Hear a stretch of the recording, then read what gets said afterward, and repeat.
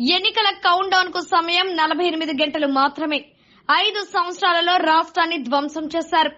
ఎంతో మందిపై కేసులు పెట్టారు. ఎంతో మందిని ఇబ్బంది పెట్టారు. ఆస్తులపై పడి దోచుకున్నారు. 2014 నుండి 2019 మధ్య అభివృద్ధి ఎలా జరిగింది? 2019 నుండి ఇప్పటి వరకు ఎలాంటి అభివృద్ధి జరగలేదు.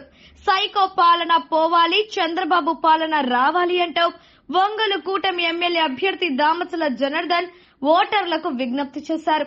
సమయం లేదు మిత్రమా, అభివృద్ధి వైపు అడుగులు వేద్దాం, అవినీతి పాలనను అంతమొందించాలని దామచల జనార్దన్ ప్రజలకు పిలుపునిచ్చారు. నమస్కారాలు.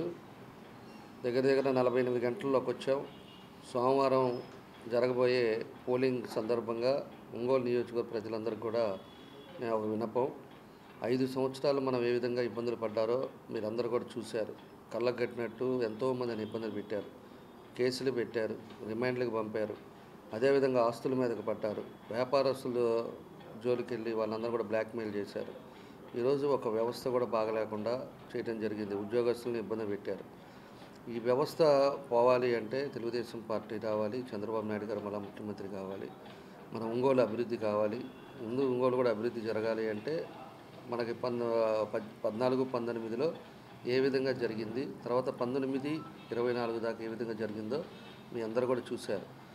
ఆ టైంలో కూడా మేము ఎంతో కష్టపడి ప్రతిరోజు మంచినీళ్ళు ఇద్దామని మేము ఎన్నో ఆ రోజు తీసుకొచ్చి పెడితే 80% కంప్లీట్ అయితే అది ఇంతవరకు అది కూడా పూర్తవలా. పోతురాజు కాలం పూర్తవలా.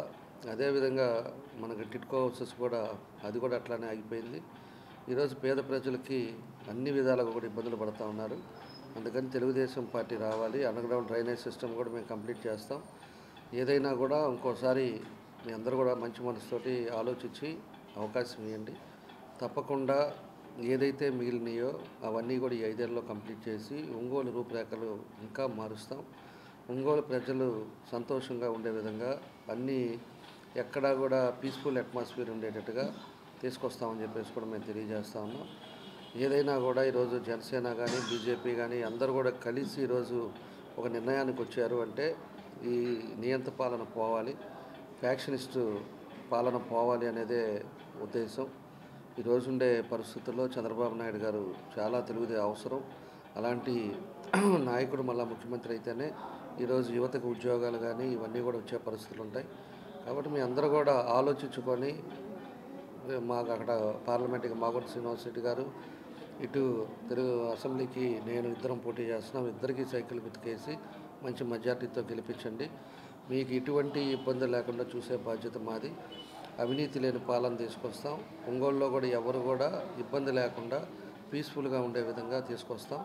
ఎవరు స్థలాలు ఎవరెవరు కబ్జాలు చేశారో వాళ్ళందరూ వాళ్ళ స్థలాలు వాళ్ళకి వస్తాయి. అదేవిధంగా దొంగ స్టాంపులు పెట్టి చేసిన వాళ్ళవి కూడా కరెక్ట్ చేస్తాం. ఇంకా అదేవిధంగా మెయిన్ చర్చి ఎస్సీస్ ఉండేది, చర్చిలు కూడా ఏదైతే మెయిన్ చర్చి కూడా మూసేశారో ఆ చర్చిని కూడా దాన్ని 2 నెలల లోపల అది సార్ట్అవుట్ చేసి దాని చర్చిని కూడా ఓపెన్ చేసి చేస్తాం.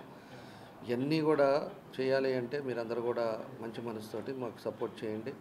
తప్పకుండా మీకు అన్ని విధాలుగా ఉంటామని చెప్పేసి మరోసారి తెలియజేస్తూ రేపు 2టికి ఎంపీకి మనకి ఇద్దరికి కూడా సైకిల్ గుర్తుకేసి మీరు ఆశీర్వదించండి అని చెప్పి మీ అందరూ కూడా కోరుకుంటూ మీ అందరికీ నా నమస్కారం.